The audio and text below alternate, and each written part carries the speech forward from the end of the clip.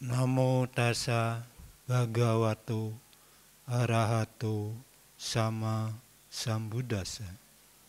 Namo tassa bhagavato arahato sama sambuddhassa. Namo tassa bhagavato arahato sama sambuddhassa. Dharma bagi mereka yang melakukan akan mendapatkan kebahagiaan. Selamat pagi, Namo Buddhaya.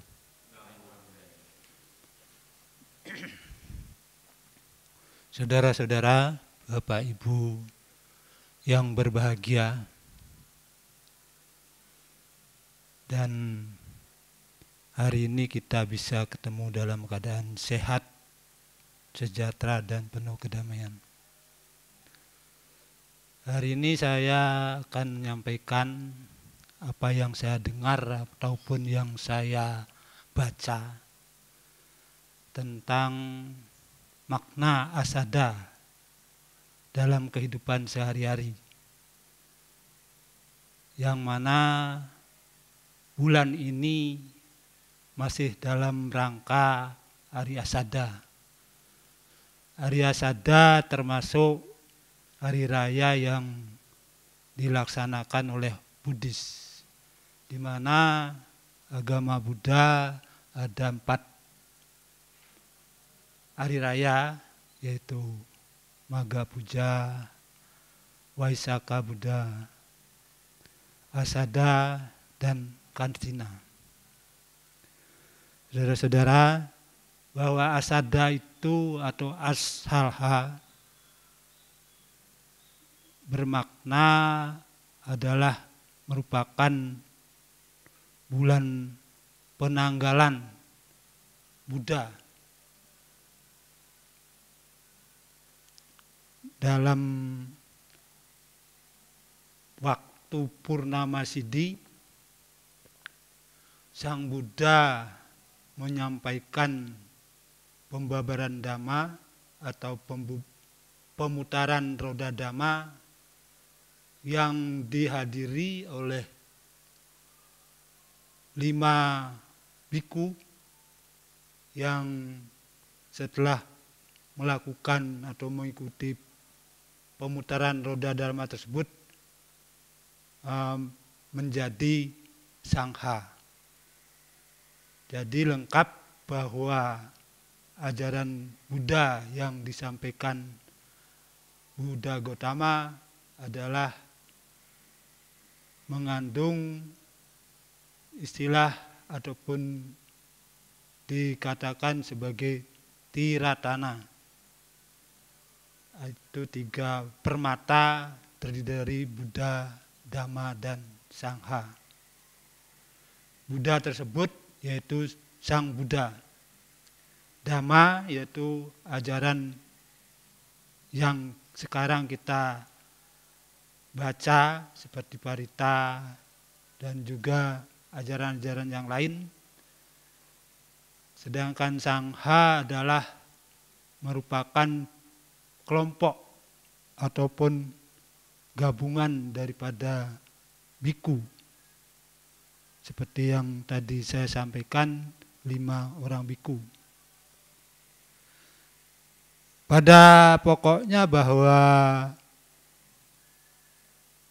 biku sebelum biku juga bisa dikatakan sebagai kelompok sangha, tapi tidak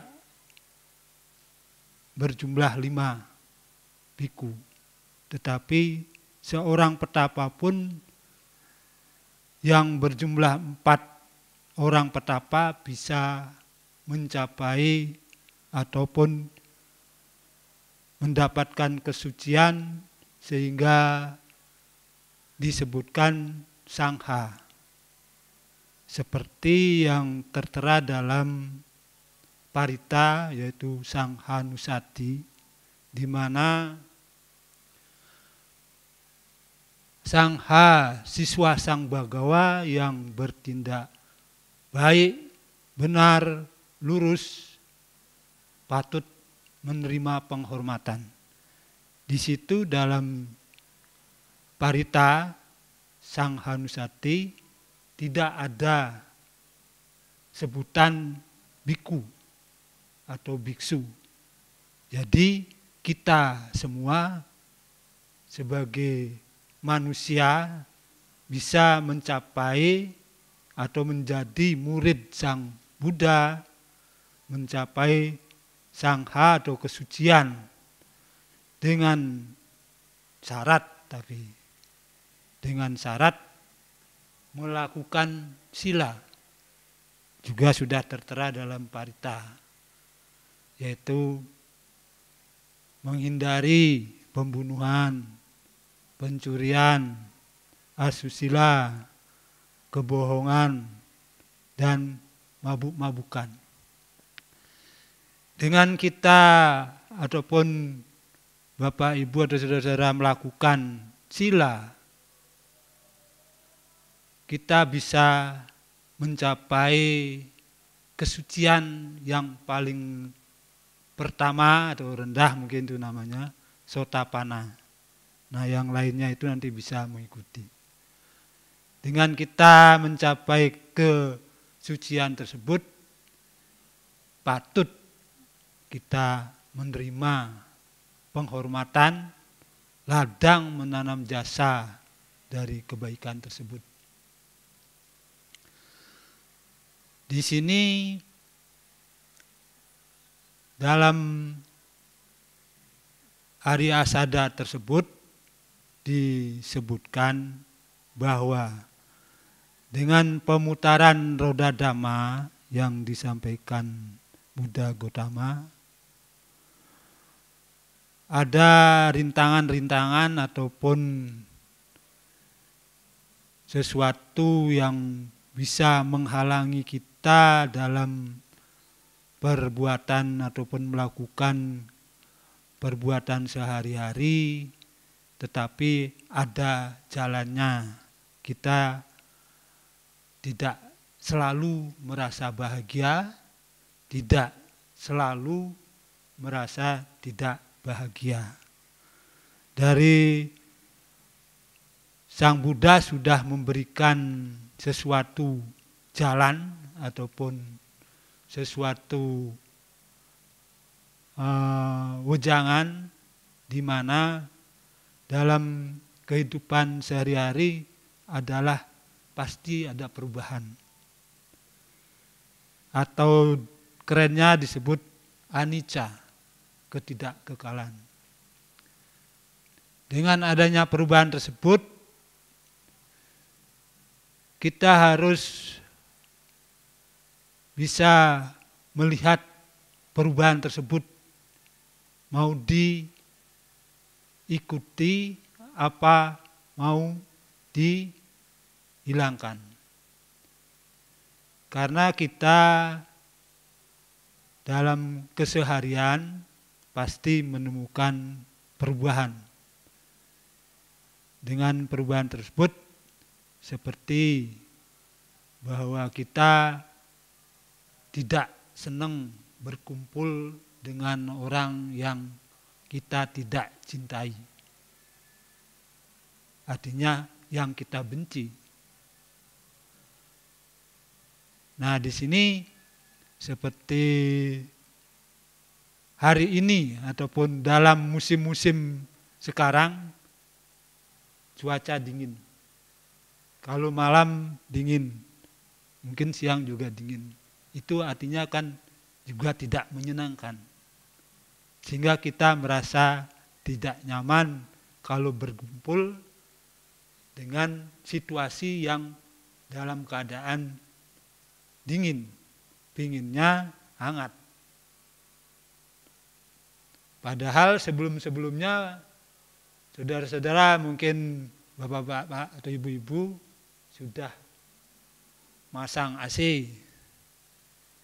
Tetapi dalam keadaan yang tidak senang, pasti kan tidak cukup dengan itu. Karena terlalu dingin jadinya tetap selimutan.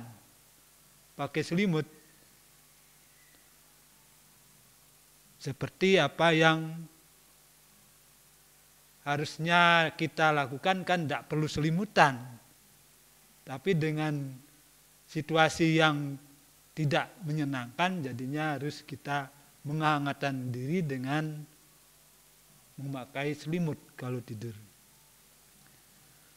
Demikian pula kalau panas pasti kan juga merasa tidak senang berkumpul dengan situasi yang tidak menyenangkan, sehingga mencari hal-hal yang bisa mengakibatkan pikiran kita bisa menjadi tidak stres. Seperti kalau panas ya minum yang menyegarkan, pinginnya seperti itu. Tetapi setiap saat dalam keadaan sekarang ini pasti selalu berpikir dalam keadaan yang sifatnya perubahan tersebut, sehingga dengan perubahan tersebut harus kita sendiri yang melakukan tindakan yang bisa menghindari ataupun mengabaikan perubahan tersebut. Karena sesuatu yang menyebabkan diri kita suka dan duka tergantung dari pikiran kita sendiri. Dengan kita mengalami penderitaan ataupun kebahagiaan, perlu kita menyikapi dengan seimbang, dengan kebijaksanaan, karena dalam kehidupan demikian yang semestinya kita yang harus menanggulangi atas apa yang kita alami dalam kehidupan. Dalam kehidupan dan perubahan tersebut itu juga disebabkan karena keinginan kita sendiri. Keinginan tersebut, namanya keinginan, pasti menginginkan pujian atau kesenangan, ataupun juga diowongke atau dianggap orang, tidak mau dianggap yang tidak baik. Nah, perlu pujian-pujian. Nah, pujian-pujian tersebut juga merupakan sesuatu kebahagiaan. Tetapi kalau disikapi secara terus-menerus bisa mengakibatkan sesuatu yang tidak baik, sehingga perasaan, pikiran juga menjadi benci ataupun menderita. Nah, dengan keinginan tersebut, saudara-saudara dan Bapak Ibu bisa menyikapi ya dengan jalan bahwa kita seharusnya netral. Itu sudah wajar bahwa kita mengalami kesenangan dan ketidaksenangan. Selanjutnya, dalam kehidupan sehari-hari kita juga diberikan sesuatu jalan untuk melenyapkan ketidaksenangan ataupun penderitaan dalam ajaran Dhamma, yang mana terdiri dari 8, yaitu termasuk dalam perbuatan, ucapan, dan pikiran. Dalam perbuatan kita, badan jasmani kita pasti bisa istilahnya menguasai kita diri sendiri, sehingga bagaimana kita menyikapi kalau kita tidak merasakan kesenangan. Seperti tadi tentang perubahan yang mana tidak senang berkumpul dengan orang yang dibenci, senang berkumpul dengan yang disenangi. Karena sewaktu-waktu kita pasti ada perubahan. Apabila kita berkumpul dengan orang yang dibenci, kita ambil positifnya, tidak mengambil negatifnya. Seperti dia pinter ataupun bodoh dalam kehidupan sehari-hari, mungkin dia mampu ataupun ada yang kurang mampu. Semua manusia pasti ada kelebihan dan kekurangannya sesuai karma yang dimiliki masing-masing. Kita pun di sini semua punya kelebihan dan kekurangan, dan itu juga kita sudah memiliki karma sendiri. Berapa persen kebaikan, berapa persen penderitaan ataupun kejelekan atau perbuatan tidak baik juga sudah kita bawa dari sebelum lahir sampai lahir, sesuai dengan perbuatan kita sendiri. Itu untuk perbuatan secara jasmani harus kita menyikapi dengan arif, bahwa segala sesuatu bisa dihindari. Kalau umpamanya dikatakan atau orang lain mengatakan kamu yang istilahnya tidak mengenakan pikiran, itu dianggap sesuatu menebus karma kita sendiri yang belum terbayar. Itu dianggap membayar karma kita sendiri, dikatakan oleh seseorang bahwa kita yang tidak baik.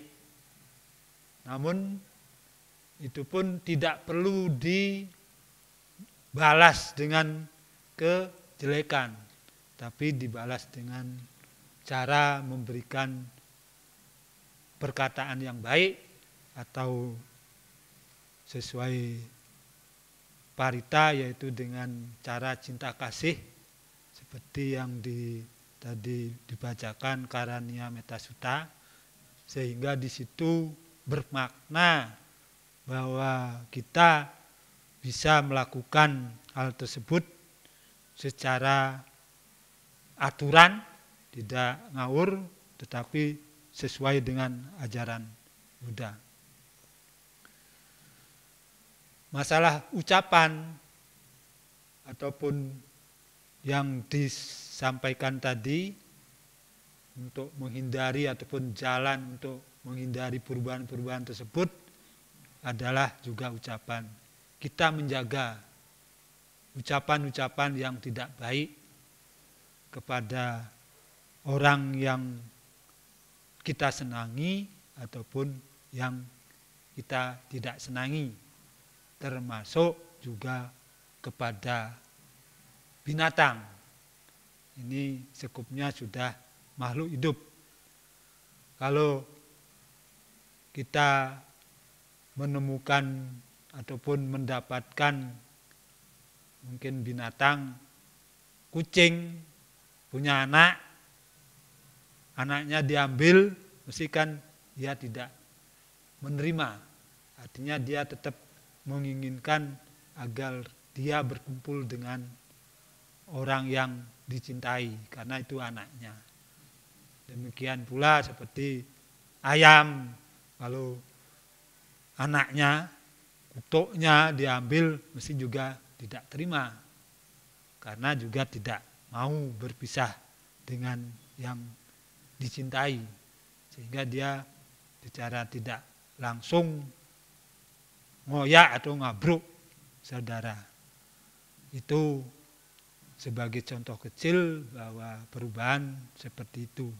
Kita pun juga sebagai makhluk hidup di rumah, kita berkumpul dengan orang tua. Orang tua juga mungkin menyampaikan ke anak-anaknya agar tidak melakukan perbuatan ataupun menghindari perbuatan Pancasila, atau menghindari seperti tadi pembunuhan, pencurian, asusila, perbuatan bohong, dan juga bermabuk-mabukan. Mungkin di antara kita yang berkumpul di rumah tersebut, di antaranya mungkin yang dilanggar seperti mabuk-mabukan, mungkin berbohong. Itu yang paling utama, yaitu paling cepat dan sulit dihindari adalah berbohong. Ditanyakan, kamu tadi di mana? Kan menjawabnya tadi kan lewat telepon ataupun HP. Tidak mungkin bisa untuk sedikitnya beralasan di tempat A padahal di tempat B, sehingga itu pun dikategorikan sebagai perbuatan bohong. Sehingga lama-kelamaan kalau itu dilakukan, nanti kebiasaan mengatakan bahwa yang disampaikan kepada orang lain ataupun kepada keluarga pasti akan melakukan kebohongan lagi. Sehingga diharapkan untuk menjaga sila. Sila tadi yang paling istilahnya sulit untuk dihindari. Yang lain pembunuhan misalnya kan mesti ada secara tidak sengaja, mungkin nginjak semut apa itu kita tidak rencanakan sebelumnya. Selanjutnya untuk hal-hal yang lain, bahwa makna kehidupan sehari-hari dengan merayakan Asada tersebut, kita tidak cukup hanya membaca parita, datang ke wihara, terus mendengarkan dhamma, kemudian pulang, happy-happy senang di rumah. Tetapi maknanya adalah menyikapi apa yang telah dibabarkan oleh Sang Buddha dengan sebutan pemutaran roda dharma, yang tujuannya bahwa melakukan ataupun menjalankan dharma adalah perbuatan yang baik untuk semua makhluk maupun untuk diri kita sendiri, sehingga bisa dipergunakan ataupun sebagai tabungan dalam kehidupan sehari-hari dan kehidupan yang akan datang. Dan juga saudara-saudara dan Bapak Ibu juga bisa melakukan ataupun menjadi orang yang mencapai kesucian apabila melakukan perbuatan dhamma dalam melaksanakan kehidupan sehari-hari tentang kemoralan, kesadaran, kebijaksanaan, dan berpikiran yang baik, tidak berpikir yang tidak baik. Dan perlu juga menambahkan bahwa selain kita melakukan perbuatan sila, juga melakukan atas sila,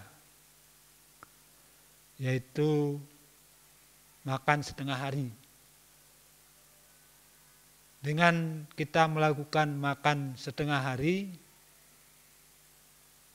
batin kita tertuju kepada kebaikan, karena kita sudah merasakan bahwa kita tidak makan, merasakan berkumpul dengan yang tidak baik, tidak senang. Orang makan mesti kan, orang atas sila kan setengah hari kan malam pingin makan, lapar. Sehingga kan batin kita bergejolak, mau makan, mau apa tidak.